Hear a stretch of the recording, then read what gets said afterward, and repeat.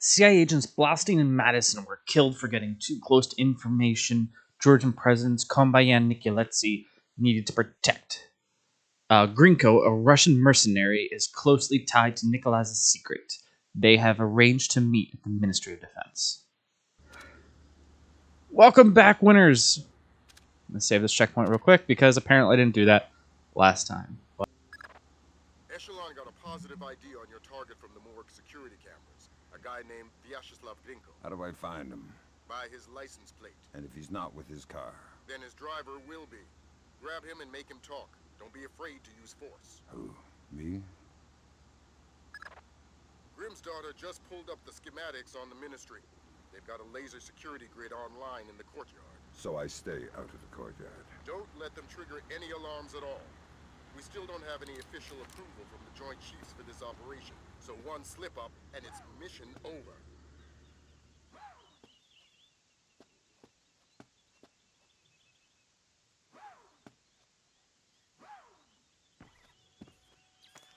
Welcome back, winners. So here we go.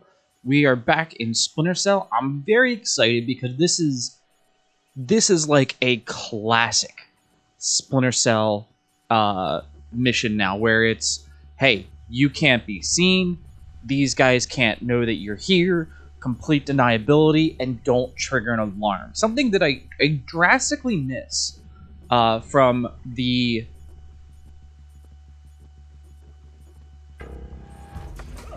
later Splinter Cell games, because it's just something that's not in Splinter Cell, really Conviction forward. So Conviction and Blacklist, say Conviction forward. 3 has it to a point. Conviction has a mission. But that being said, like, that's really it. Like, it's like, here's your mission, and you kinda...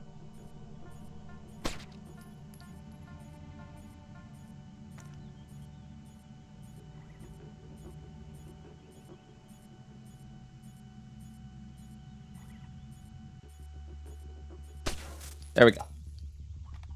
Here's your mission, and like you get to go through it. Like Conviction, it does play with the story, and I'll get to that more when we tackle Conviction. But this is one of those aspects that, like, to me, this is what makes Splinter Cell the best when it comes to a sci-fi, or I'm sorry, to a stealth action game, especially compared to, you know, contemporaries.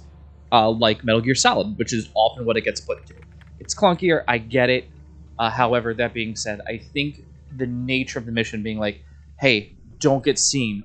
Really, and 3 with the grading process where it's like, don't use your weapons because then they're going to know that, like, 5.56 NATO rounds, you know, it says on the shell casing, 5.56 NATO. Like, oh, who's here? Well, obviously someone from NATO, so probably America. And it's really good there. So, got the Ministry map, the Grinko picture, full name. He was in Afghanistan. Here's his entire dossier. I'm not going to read that. Merman. The solution to not tripping the laser grid is staying out of the damn courtyard. Period. But just for the sake of argument, I guess the correctly calibrated thermal optics would enable one to see lasers, but please do not try anything that's going to get us in trouble. Geek. Or Kai. G-Kai. I don't know. Yeah. So, I do want to correct a few things here for us, guys. First and foremost, I misspoke twice. The first mission in this game takes place like 5 months. I have the edit in the video after your training. So that's my first real update for you guys. So I do apologize. I'm going to try to pay closer attention to that. I'm going to go back in real quick. So I do apologize for that. Come on. Close the door.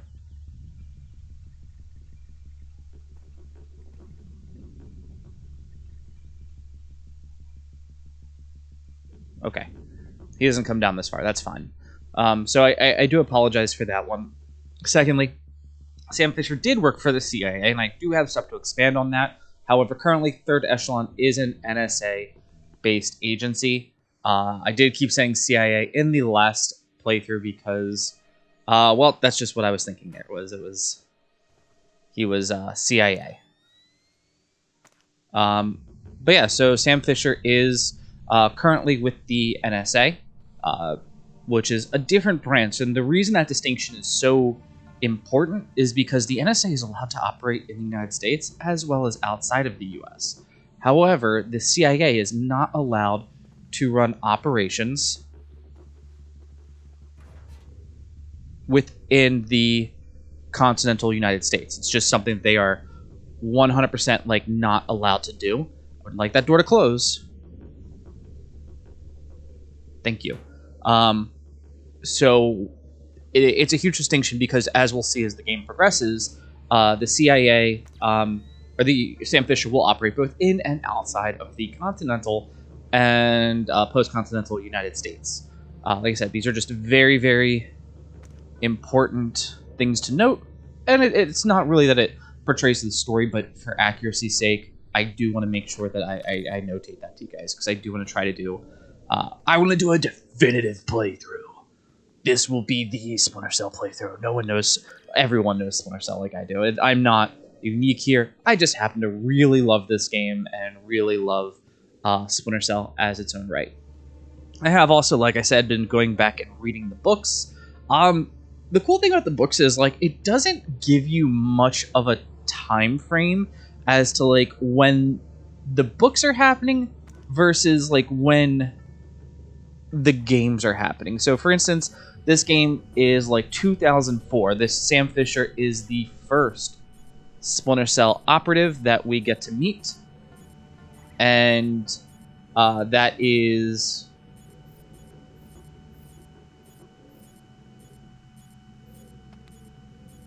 And that's just one of those things that we kind of get to focus on. He is also, that will be pointed out, the oldest by far. He's in his, like, early 40s here. That age kind of bugs me a little bit. Ooh, sorry. Oh, shit. Sorry, guys. His age kind of bugs me a bit. Not because I'm like, oh, he's too old to do this. It's more or less that Sam Fisher his age gets reset for conviction and blacklist. Like, I think he's like 47, 48 by the time Chaos Theory rolls around. And then, like, after that, it's just a hard reset.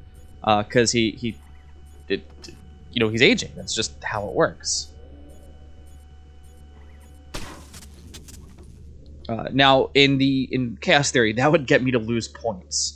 I'd have to, like, find another way to go about this that would cause that. But they also give me more options, so I could have, like, just flickered out that. But that we'll get to the Chaos Theory stuff when Chaos Theory is about, and I will be roping Nick into doing, hopefully, a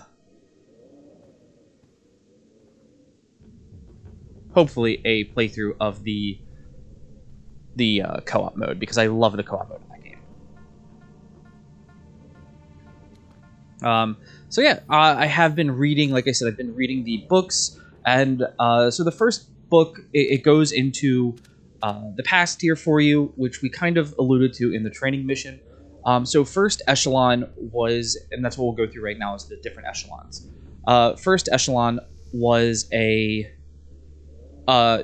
was the culmination of all the data went through one place, the Echelon area that was First Echelon, like they're building for the NSA. Second Echelon was a completely passive data collection agency. So what they said there was, there's so much data out there because of the internet and all the algorithms that we don't even need to, right? That we don't even need to, like, go out and actually do that. And that's the one that Grimm's daughter got brought in on, right? So Grimm's daughter gets brought in on that, and she's like, okay, and that's where she's like, it lacks the human element, right? It lacks the the idea of like, oh, we need to respect what the humans are doing for this, and trust that they are going to be the ones that'll be able to like actually find that data and that information. And what happens is it ends up burning out. The when I say burning out, it's like so much data information goes on the internet that when they're like sweeping it, nothing can keep up with it. And I think in the most part, the way to alludes to it is they're all their sensors and everything kind of like melt down, right? Like it's like, hey, we have this entire server farm dedicated entirely to figuring, like, you know, getting data, you know, blah blah blah. We're just gonna get the aggregate of data, and we'll be able to do that, send it out, and have actionable intelligence.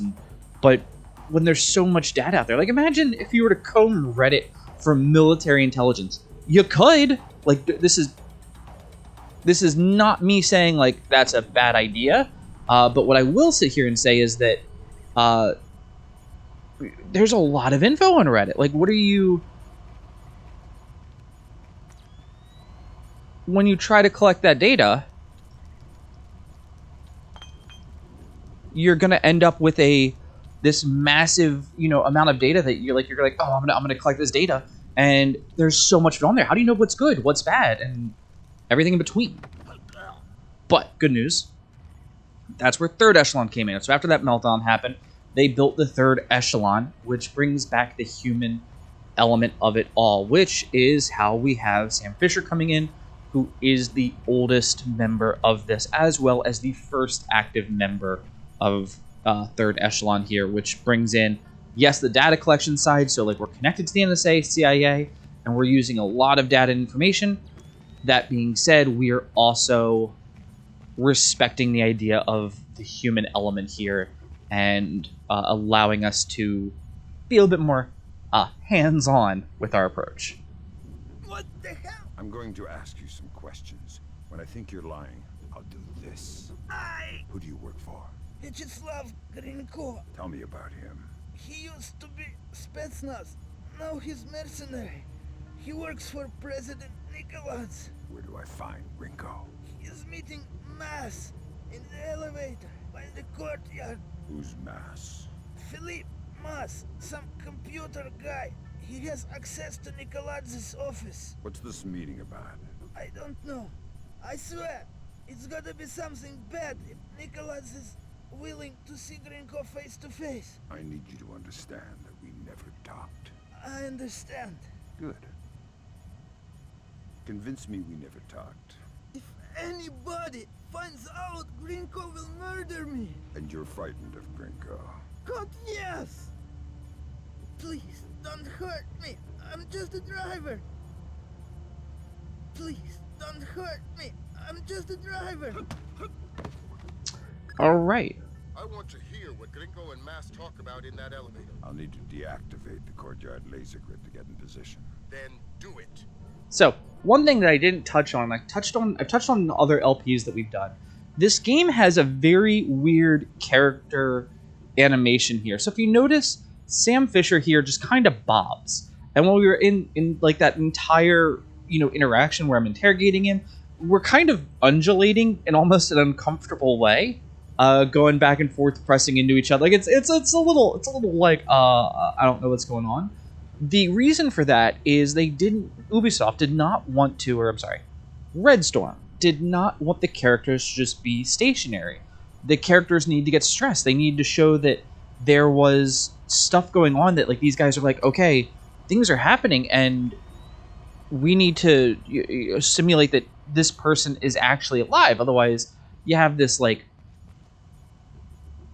you know, square box of a person, and it's like, what are you're not accomplishing anything. Like it feels so sterile and wrong. And what they did there, what their option was, they're like, oh well, I'm gonna move through here. If we sit here and have the characters kind of move, it'll simulate breathing and they'll look like they're, you know, more alive. They won't be these like sterile blocks from like the N64 era.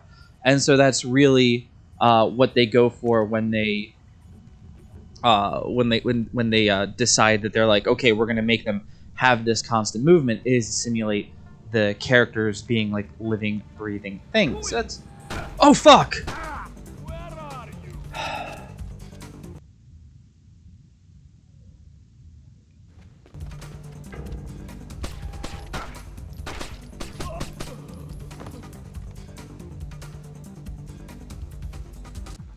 Well, that's what I get for trying to explain shit to you guys and not, like, taking my time. God damn it.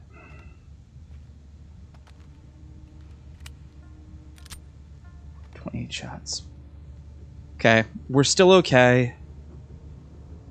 If I'm not mistaken, like, he comes down at a door to kind of let me know, like, hey, this is the way you need to go to get back up. So let's take a look here. That's Massey, so we can see his picture. And here's your relevant history. I like that anytime that they have all of this information, what the game does is it gives it to you, because theoretically, when you're on this mission, Lambert can hear everything in your subdermal. So like when you want to communicate, technically Sam Fisher like pushes his finger to his like his jawline is where they put the subdermals, because it mounts the vibrations through your teeth or what have you. And yeah, so that's what he does in order to communicate. I was trying to actually pantomime that. I'm like, you guys can't see that. And I don't think that's the way I need to go. Hold on one second, guys. I'm sorry. And they talk about that in Blacklist, that like Briggs goes, it feels like someone took a jackhammer to his jaw. I think that's the way he came down, right? Where's his body? His body's here, so yeah, he came from somewhere over this way. Yeah, that's what I get for dicking around like I was. I shouldn't have done that. Oh well, I'll be alright. I'll take a body on the corpse. There are going to be several bodies by the end of this mission, mainly for storyline purposes. And I didn't take too much damage. But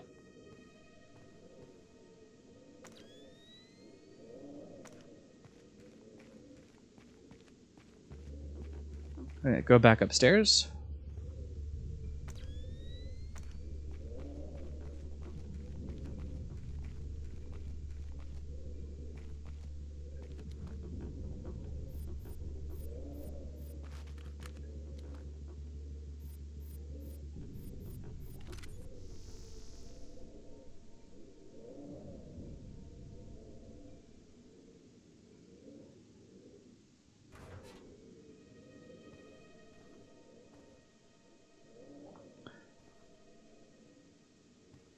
And what I like about this is it to let me know that, like, hey, you like stuff has now changed and it's no longer like, yes, you have to backtrack, but it's not the same area.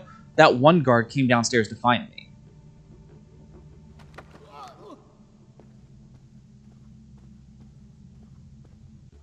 Now I don't know if can I open doors in this game?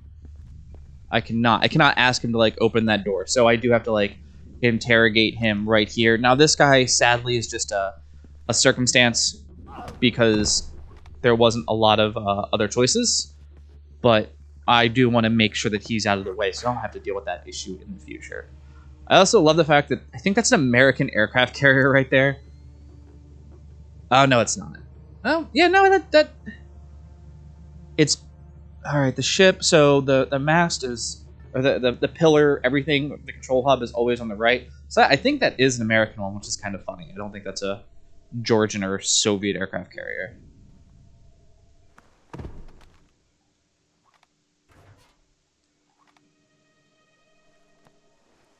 And of course, I just want to get the body out of the way.